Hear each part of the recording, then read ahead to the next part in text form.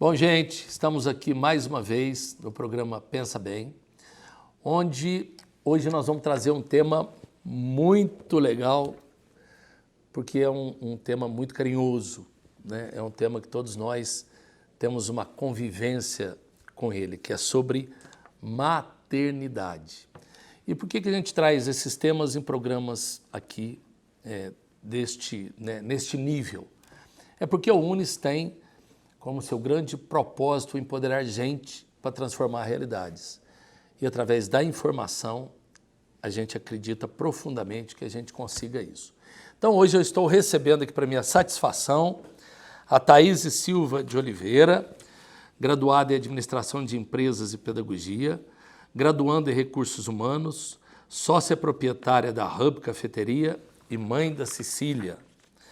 Estamos recebendo a doutora Alessandra Souza, formada em Direito, tem especialização em Docência do Ensino Superior e Metodologias Ativas pelo Grupo UNES e mestrado em Gestão Pública pela Universidade Federal de Alfenas. Professora universitária, diretora do Núcleo de Graduação das Faculdades Mantidas Fora de Sede do Grupo UNES, mãe do Lucas, 17 anos, e do Matheus, 13. Doutora Mirela Faria Silva, médica pediatra, com área de atuação em pneumologia e alergologia pediátrica, pós-graduação em neonatologia, coordenadora da UTI neonatal aqui do Hospital Regional de Varginha, desde a sua criação, idealizadora e coordenadora do projeto Catavento Ambulatório de Crianças Asmáticas. Sejam muito bem-vindas. Afinal, o que é ser mãe? Bem, primeiro acho que é interessante a gente pontuar uma questão. A maternidade, ela é um direito da mulher, não é uma obrigação. Então, para começar, que estão liberadas aí aquelas que optaram por não ter filho, né, doutora? Eu acho que isso é importante a gente deixar muito claro, não é? Bom, eu acredito que a maternidade, e obviamente eu vou falar sobre o meu ponto de vista, é alguma coisa que me preenche, como me completa e me permite, muito mais que permitir, me exige melhoras. Então, quando você vê que está alguém ali, né, olhando para você, esperando alguma coisa de você, você precisa buscar ser melhor a cada dia. Essa questão de ser mãe, a gente escuta falando assim, né, que desde o momento que se sabe que se está grávida, já nasce um amor maternal. Isso confere? Ou é meio mito? Porque, de repente, tá sabendo que é mãe, que vai ser mãe, etc. Como é que é isso? Porque de pai, eu vou falar um pouco de pai. Pai, você sabe, fica super feliz, etc. E vai nascendo um amor e crescendo aos poucos. E mãe, é meio um trem meio imediato, mexe com a cabeça. Como é que é isso? Com certeza. Eu acredito que o momento da concepção acontece algo assim, inexplicável. O amor já nasce ali. No momento em que a mãe descobre que está grávida, ela se transforma. O amor parece que invade essa mãe. E ali, ao longo de todo o período da gestação, esse amor só cresce, só cresce. Eu presencio isso de perto lá na UTI neonatal, quando a gente percebe, vê o amor dessas mães de perto com esses bebês que nascem um pouquinho antes da hora. O amor não é menor por isso. E a tensão é grande, né? A tensão é grande, mas o amor acaba vencendo tudo. Então, é isso que eu acredito, que nasce ali. E isso é uma questão, porque às vezes a gente fala o seguinte, né? Que esse amor, além de ser imediato, que tem o chamado instinto de mãe, né? Aquele instinto maternal. Como é que vocês encaram isso, né? Essa discussão? Silêncio na sala. Porque eu acho que isso pode variar de mulher para mulher, não é? Por mais que realmente esse amor, quando você descobre a gravidez, isso já te invade, existe também aquela possibilidade da mulher passar muito mal no começo, e aí você não consegue nem ficar muito, né? Poxa vida, o que está acontecendo comigo? E é uma mudança muito grande, né? Particularmente, eu não tive problema nenhum na minha gravidez, não tive enjoo, não tive nada, mas eu sei que tem mulheres que passam muito mal, então não dá nem para ficar muito, né, curtindo e tal. Isso estou falando do ponto de vista de biológico, digamos assim, de organismo dela, mas o amor, claro que tá garantido. Agora, essa questão do instinto materno, eu acho que tem muito mais a ver com a personalidade com a própria questão da maternidade. Porque você pode ter pais, por exemplo, que são extremamente amorosos, que são extremamente cuidadosos, e às vezes você tem uma mãe ali que, por uma questão de não estar conseguindo dar aquela atenção necessária, ela até se cobra por conta disso muitas vezes, né? Principalmente depois que o bebê nasce. A gente tem aquela coisa romântica da mãe que sai para passear, mas às vezes, antes de, sei lá, 30, 40 dias, você amarra o cabelo para cima e troca a blusa do pijama, né? Então, é importante a gente deixar isso muito claro também para a gente não romantizar esse momento da mulher, que nem sempre é um momento assim tão romântico, tão glamuroso, né? Há quem passe por isso, quem viva isso. Eu me lembro de uma situação, quando eu tive meu primeiro filho, eu tive dificuldade para amamentar. E quando eu fui levá-lo para fazer o teste do pezinho, eu me deparei com a Luísa Tomé, que à época era madrinha da campanha de amamentação, com 2 crianças amamentando e sorrindo. Eu falei, gente, mas não estou conseguindo amamentar um. Como é que essa mulher consegue pentear o cabelo lindo e amamentar 2? Então, esse é um cuidado que a gente tem que ter também para não ter uma cobrança muito grande sobre a mulher, né? Eu tenho que ser mãe, esposa, tenho que estar linda e então, vamos devagar para não atropelar as meninas. Essa questão aí de amamentação, né? Que há uma grande discussão dessa questão, né? Que é bom, que é saudável, né? E que é necessário. Mas para a mãe é doloroso, dói, não dói, é natural não querer dar a amamentação por ser uma questão. Como é que é isso? Ou é prazeroso?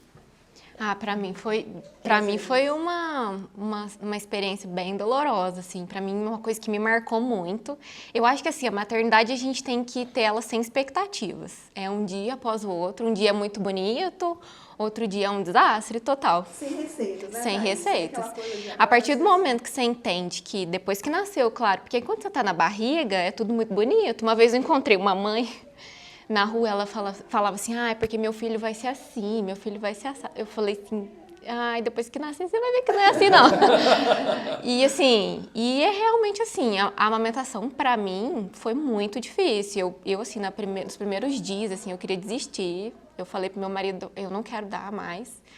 Você pode comprar uma fórmula, porque eu não vou dar. Aí minha sogra, não desiste, vai melhorar. Aí fui no médico, o médico foi me ajudando. Fui no banco de leite também, que ajuda muito. Eu queria levar todas as enfermeiras para minha casa. O que é o banco de leite? Você podia explicar para mim? Eu acho que quem pode explicar melhor é a doutora Mirella. Então, vamos terminar aí depois, doutora. Eu queria que você falasse um pouco sobre isso. É bem legal, assim, lá a dinâmica. As enfermeiras lá é um carinho com a gente muito grande. Instrui com carinho, né? Tá aí sem cobrança. Isso é e importante. Elas, assim, e a ideia é isso mesmo, elas incentivarem a amamentação. E foi legal, só que chegava em casa, as coisas mudavam um pouquinho. Porque eu só tenho uma filha também, né? Minha filha tem 3 anos, eu acho que com o segundo talvez fique tudo mais leve. A Alessandra pode falar. Às vezes. Você também eu acho que é mais leve. Eu acho assim, gente, ser mãe é maravilhoso, né? Mas tem seus momentos de alegria, seus momentos de tristeza, seus momentos de prazer, de dor, tem tudo, né? É uma função extremamente complexa. É de Deus, né? É dom. É isso mesmo que a Alessandra falou. Nem tudo são flores, né? Mesmo ali durante a gestação, as mulheres, muitas passam mal, outras não passam. Umas têm parto prematuro, outras vão ter partos a termo. Umas o bebê vai entrar para a UTI, vai nascer doentinho, outras já vai nascer e já vai ficar tudo bem. Algumas vão ter facilidade para amamentar, outras nem tanto. É importante, sim, que a gente tenha ilusões que fazem parte da vida. O romantizar um pouco é importante, sim, mas também ter a ajuda ali do profissional, às vezes, para não deixar que essa ilusão, esse romantismo se torne só uma coisa assim, um sonho maravilhoso e que não vá ter dificuldades. É porque se não se confirma esse romantismo, você fica frustrada. Poxa, Sim. mas como eu não consegui? Por que ela fez e eu não fiz? Então isso é importante. Então é importante que nessa hora o profissional possa dizer para a mãe, calma, né? Calma, não é assim tudo tão tranquilo, tão fácil. Tudo exige trabalho, tudo exige esforço, um pouquinho de esforço, né? A gente precisa da luta para chegar as vitórias. E a amamentação é mais ou menos isso, Eu acho né, que a Thaís? mídia também, ao mesmo tempo que está ajudando muito, que tem se falado muito disso, né, do pós-parto, né, de toda essa fase de amamentação, tem muita coisa que romantiza demais, porque as redes sociais são assim. Você vê uma coisa que, às vezes, na realidade, não é o que está acontecendo, né? Então, tem uma cobrança muito grande, né, em cima da mãe, do que a mãe tem que fazer, de como a mãe tem que agir, o que ela... Não, ela tem que sair, ter o neném e tá com o corpo perfeito. Não, não tem. A mãe tem que sair amamentar? Não, não tem. Tem N coisas que podem levar a mãe não a amamentar, não é? Então, assim, tem Então, mas toda você essa disse questão. uma coisa que eu gostaria até que a doutora pudesse explicar um pouco para a gente, né? Como você, não, é melhor ela explicar. O que é o banco de leite? Como é que funciona isso? O banco de leite ele foi criado na mesma época da UTI neonatal. Então, o que acontece? Essas mães gestantes, mesmo com bebês prematuros, elas já têm uma produção de leite. Só que o bebê prematuro, ele está doentinho ainda, com problemas respiratórios, eles ainda não podem mamar ao seio. Mas eles podem receber o leite materno de outra forma, por sondinha gástrica, etc. Então, essas mães são encaminhadas a esse setor, ao banco de leite, com profissionais especializados que vão orientá-la a fazer todo o procedimento de asepsia, de limpeza das mamas e retirada desse leite. Esse leite é coletado, é armazenado, é pasteurizado e aos pouquinhos vai sendo solicitado que desça para a gente poder alimentar os bebês da UTI Então, mas esse neonatal. banco de leite, então, é só para bebês que estão nessa condição? Não, porque aí a mãe é o seguinte, quanto mais, mãe é coração de ouro, né? Quanto mais ela produz e tira, quanto mais ela tira o leite, mais ela produz. Então, ela tem a capacidade não só de alimentar aqueles bebezinhos que estão ali, doentes, às vezes até a UTI inteira, como ela tem possibilidade de fazer doação daquele leite. Então, esse leite pasteurizado, ele pode ser doado para outras crianças que, porventura, a mãe não tem a mesma condição de estar doando. Então, por exemplo, aí é uma coisa interessante, né? Supor que uma mãe tenha dificuldade de produção por alguma coisa, ela pode recorrer a esse banco de leite? Ela pode recorrer ao banco de Qualquer leite. mãe, Qualquer tem... mãe, ela pode recorrer. E aqui, Varginha, região, tem o banco de leite? Tem o banco de leite em Varginha, ali E onde que essa mãe deveria procurar? Do Hospital Regional do Sul de Minas. Aí, gente, ó, isso é importante para você que é mãe, né, que depende estar com essa dificuldade de amamentação, tem como fazer, tem onde ir. E é muito importante essa informação, né? Para que... Sim, e a gente precisa de doação. Uhum. Então, quanto mais ela tira esse leite com a ajuda dos profissionais especializados, mais ela vai produzir e mais ela vai poder ajudar. Né? Então, é uma coisa que é fantástica. No seu caso, por que você foi? Você, por exemplo, tinha leite suficiente para a Cecília. Por que você procurou o banco de leite? Porque o seio estava bem machucado e assim, a Cília sempre teve a pega certinho, mas lá elas instruem, as enfermeiras instruem certinho como o neném deve pegar, para doer menos, para conseguir sugar mais, né? Então elas instruem tudo isso. Inclusive na maternidade já fazem isso. Só que como você tá naquela... Maternidade, né? Aquele tumulto do dia do nascimento, né? Do pós-nascimento. É um pouco complicado. E assim, primeiro filho, a gente espera que dê tudo certo, que não aconteça nada disso. E aí, com o passar dos dias, o seio vai machucando bastante. Então, eles fazem laser, né? Ajudam em todo esse quesito. Que legal. A minha experiência também com o banco foi nesse sentido, de orientação. Porque dependendo da posição que você coloca o bebê, ele suga melhor. Depois, na hora de você tirar, tem toda uma técnica, né? Você coloca lá o dedinho na boca da criança. Então, assim, são coisas simples, mas que fazem toda a diferença para o bem-estar da criança e da mãe também. Exatamente. O bebê precisa ter a boquinha de peixinho, a gente fala, né? O lábio superior e o inferior viradinho assim para fora, para que ele possa fazer a pega nesse seio correta e não machucar o seio materno. Então, tudo isso é explicado, é orientado essa mãe, porque ela fica ansiosa, ela acha que é só colocar e o bebê sai mamando. Não é. Né? Às vezes ele não sabe sugar direito, ele morde. Então, quando tem essa orientação, o bebê é colocado ao seio e a mama é trabalhada, essa sucção é trabalhada, essa mãe fica satisfeita, a ansiedade diminui, aquela dor que elas ficam assim no ombro, né? Isso reduz, a tensão reduz, e aí acaba então se tornando um ato de prazer, né? O primeiro filho, em geral, as mães têm um pouco mais de dificuldade e às vezes não conseguem amamentar tanto tempo, né? Mas aí, Thaís, você já pode animar para o segundo filho, que eu posso te dizer que no segundo filho esse instinto já aflorou e aí está mais fácil das coisas acontecerem no segundo. O segundo parece que já sai mamando. É assim. Aí, ó, o segundo legal. já sai mamando, é muito bonitinho. Você já encara aquilo com uma tranquilidade, porque aí já saiu aquela parte toda romântica, você sabe que não é tudo 100% perfeito. A vida não é 100% perfeita. Realmente. Né? Então, a gente vai ter as dificuldades em qualquer situação. Agora, tem uma outra discussão, isso eu já vi várias vezes essa discussão, e acaba, não sei se isso hoje em dia, como é que é feito, né? Mas antes tinha um incentivo muito grande à cesariana. E hoje já é parto normal o incentivo. Como é que é isso? É a mulher que escolhe, é o médico que indica, para a mãe. Como é que a mulher vai escolher isso, né? Está grávida e como é que é isso? Então, o parto normal, como o próprio nome diz, seria o mais natural, o mais próximo do fisiológico, que promove, mesmo durante o parto, existe um amadurecimento mais rápido do bebê. Ao passar ali pelo canal de parto, as secreções pulmonares são eliminadas e o bebê já nasce chorando, né? Então, hoje estimula-se muito que esse parto seja normal. Mas a mãe precisa estar aberta a isso, né?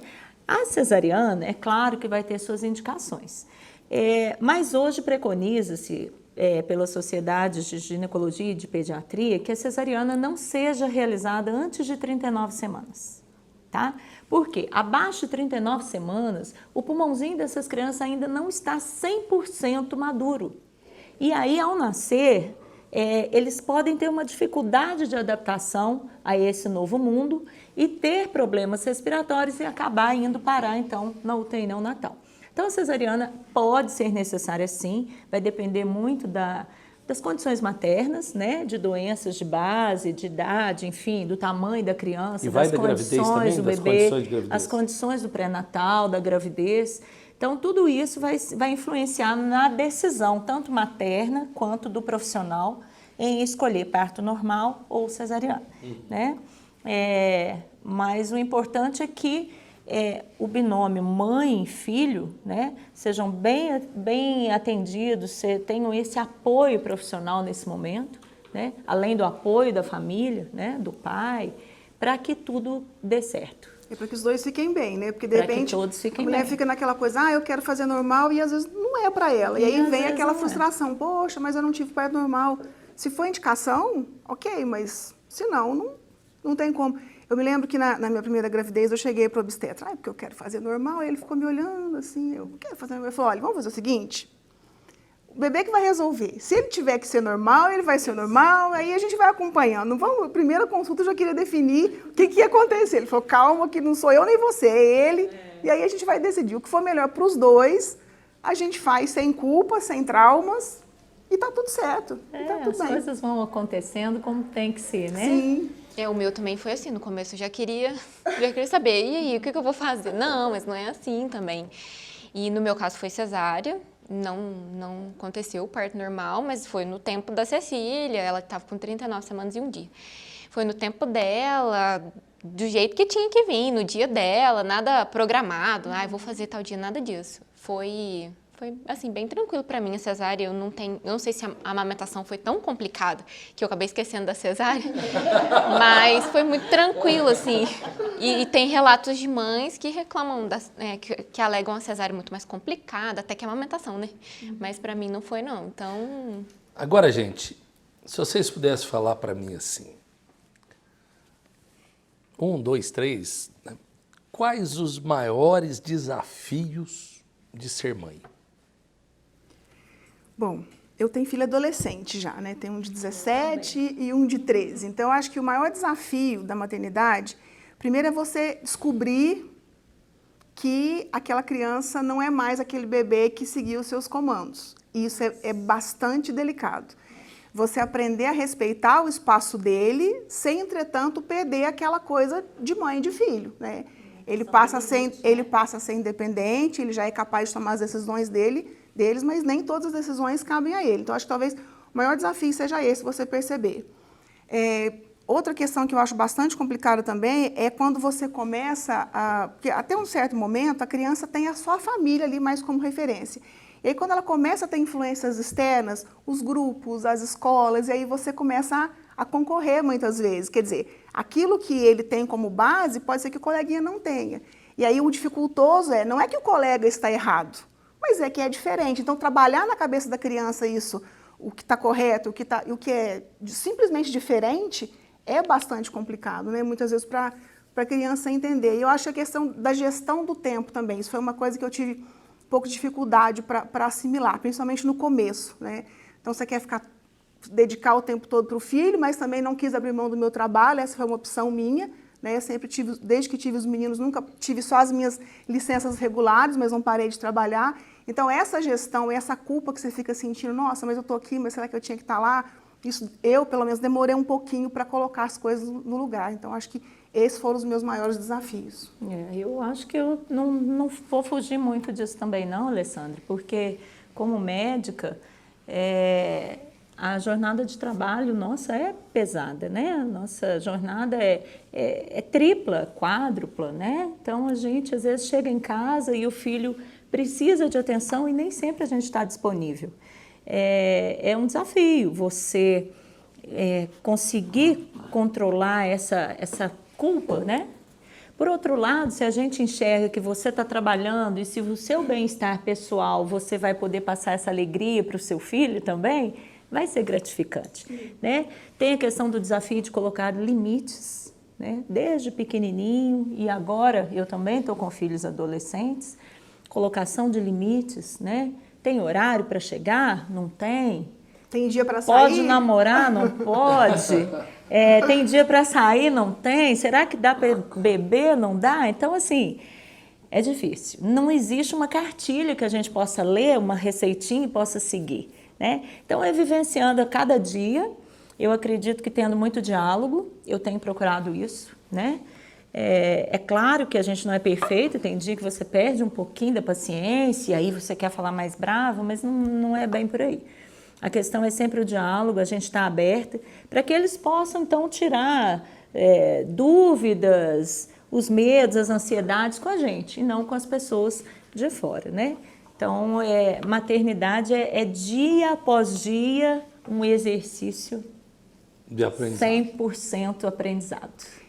Paciência e persistência. Você não pode ser afoita, né? Então você tem que ser paciente, mas não pode desistir, tem que ser persistente. Não pode então desistir. Você fica aqui e ali. Proibido desistir. Proibido. E uma coisa que eu acho que é muito interessante, né? Agora colocando muito mais numa condição de filho olhando mãe, né? É uma referência que você tem eterno. E quanto mais velho você vai ficando, mais você vai reverenciando a imagem ou aquela influência que aquela pessoa teve na sua vida, né? Eu falo muito por mim, tanto mãe quanto pai, mas nós estamos discutindo hoje mãe, a gente chega à conclusão depois no final, quando você já está mais errado, né? Como se diz, quando a vida já está mais, que você acaba tendo um anjo em forma de gente, né? Que convive com você. E, infelizmente, aos filhos, aí falando aos filhos já barbados, né, a gente acaba dando valor muito mais quando já não se tem do que quando está conosco.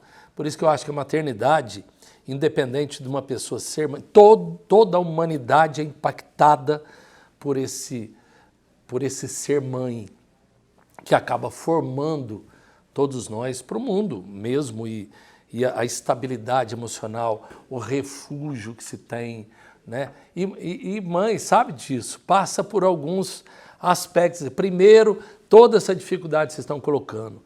Depois, quando o filho vai chegando na adolescência, é o exercício da paciência, porque todos nós fomos rebeldes numa época. É a hora que a criança, né, começa a virar adolescente, começa a sentir o mundo. Depois, como jovem, a mãe, muitas vezes, é aquela que, oh, mas está enchendo já, vai sair, leva, ainda está... Depois casa, não pode dar muito palpite, a gente tem que ter a vida, e vai indo. Depois, às vezes, casa-se ao filho, com a nora não dá certo, a mãe é sempre uma figura muito marcante. Até que chega um dia, gente, todos vocês sabem disso, que infelizmente esse ser mágico se vai. E aí você vira e fala, nossa, como é que... E que bom que a gente pode identificar esse anjo, né, enquanto está aqui. Por isso que eu acho que todos nós temos que reverenciar mesmo. Não é um ser perfeito. Ninguém está discutindo isso. Isso é importante que se diga. Não é um ser perfeito. Para não pesar, e eu não né? estou aqui, não. É bem real. E talvez pela mãe ser tão humana, e isso quer dizer não ser perfeita, que ela vire um anjo, né? No sentido assim, é porque ela é humana, porque ela ama, ela perde a paciência, ela fica braba, ela dá uns tapinhas de vez em quando, mas visando o quê? Aquilo que todos nós temos, o bem-estar do outro diante da vida, porque infelizmente a vida não é aquele trem romântico, a gente olha, e foram felizes para sempre, né? Isso é muito importante. Bom, nós poderíamos ficar falando aqui horas sobre ser mãe, principalmente com 3 pessoas fantásticas como vocês, com experiência de vida como vocês têm, né, e de maternidade. Mas a gente caminhando para o final, eu vou pedir que cada uma de vocês possa falar para aqueles que estão nos ouvindo aquilo que você acha mais importante da maternidade. Olha, você que hoje, né, está grávida ou que tem o seu filho ou filha, né, o que para você, que mensagem é essa que você gostaria de deixar? Vamos começar primeiro por ordem. Thaís. Nossa, comigo, com a menos experiente, né? Que tem só uma e de 3 anos ainda, não vou passar por todas essas fases, né? Eu acho que maternidade é uma fase, assim, quer dizer, cada fase é uma fase, né? Igual elas falaram da adolescência, eu tô com a minha de 3 anos, que começa essa questão da educação, de ensinar valores, né? É bem complicado, mas maternidade, assim, a gente nasce como mãe, né? A gente é uma pessoa, depois que a gente tem filho, a gente é completamente outra. Eu acho que esse é um grande desafio, né? Como identificar a mulher dentro da mãe e vice-versa. Isso não tem assim, palavras nem para descrever, né? A mudança que é tão grande pra gente. Mas maternidade é isso, é a gente pegar o que a gente tem de melhor, o pai e a mãe, e colocar no filho. Então o filho vai ser sempre melhor que a gente, porque a gente quer tudo de melhor pro filho, né? Então é isso aí, para as mães não desistirem, é um dia de cada vez, tudo melhora, tudo passa, cada fase é uma fase, né? Sinto só te falar que eu não costumo fazer isso, mas a hora que chega na tal da aborrecência, elas podem... Alessandra. Bem, fazendo até um gancho aqui com o propósito do UNES, né, que é uma instituição que faz parte da vida dos meus filhos também, porque eles nasceram, eu já estava aqui. Eu acho que o nosso maior desafio é empoderar os filhos. Em que sentido? Os pais não são responsáveis pela felicidade dos filhos. Nós somos responsáveis por ensiná-los a buscar aquilo que eles querem. Eu acho que esse é uma falha que o amor nos faz cometer, né? A gente quer, às vezes, pular a etapa, facilitar o caminho, explicar, olha, por aqui não. Você pode até dar uma dica, mas ensiná-los a fazer boas escolhas. Eu acho que essa é a melhor maneira, porque, como você disse, a gente não é para sempre. Uma hora a gente não vai estar mais aqui. E aí, como é que vai ser? Então, eu acredito que seja isso, né? Fazer escolhas com o coração, mas pensando que... Eu costumo dizer que maternidade é um investimento de longo prazo. É alguma coisa que você vai fazer agora para que lá na frente o seu filho possa tomar as melhores decisões e você fala, poxa vida, o saldo foi positivo. Porque a gente vive de saldo. Você vai errar, vai acertar, vai errar, vai acertar. Para que o saldo seja positivo, ele tem que estar preparado para fazer as suas escolhas e tocar a sua vida de maneira independente e autônoma. Doutora Mirella. É isso mesmo, concordo com as meninas, é exatamente isso. E eu queria só reforçar na questão do amor, né? Lembrar que é um exercício diário, mas que a gente nunca pode esquecer de colocar em primeiro lugar o amor, né? Tem as brigas, tem as alegrias, as tristezas, os limites, as fases todas que a gente vai viver, juntos, acertando, errando, né? Mostrando para eles que a gente também erra, mas a gente está fazendo de tudo para que tudo saia bem, para que eles tenham uma vida de alegria, de felicidade. Mas a gente não pode esquecer que no nosso dia a dia tem que estar presente o amor. O amor que vai vencer tudo, é o amor que vai fazer com que a gente passe por todas essas dificuldades, né? E é isso. Gente, obrigado por vocês terem vindo. Fantástico essa nossa discussão, porque é uma coisa que todos nós, né, todos nós que temos referências, é muito importante a gente parar para discutir e refletir um pouco, né? Hoje, num mundo que de repente está tão doido, tão louco, tão robotizado, a gente poder pegar uma coisa muito humana, né, que é o tal do amor, né, porque o amor é humano, e a gente conseguir traduzir isso como vocês fizeram aqui. Então, quero agradecer muito, né, e falar, gente, aí as mamães aí, atenção, hoje eu acho que tiveram várias informações e várias lições, atenção, porque é uma... E aí já fala um filho já, né, quase avô, mas um filho que sempre tem, e eu acredito que todos tenhamos isso, né? Nós temos aquela referência da nossa mãe como um alicerce, né, na nossa existência, ok? Obrigado, gente, a você que nos assistiu, valeu, até a próxima.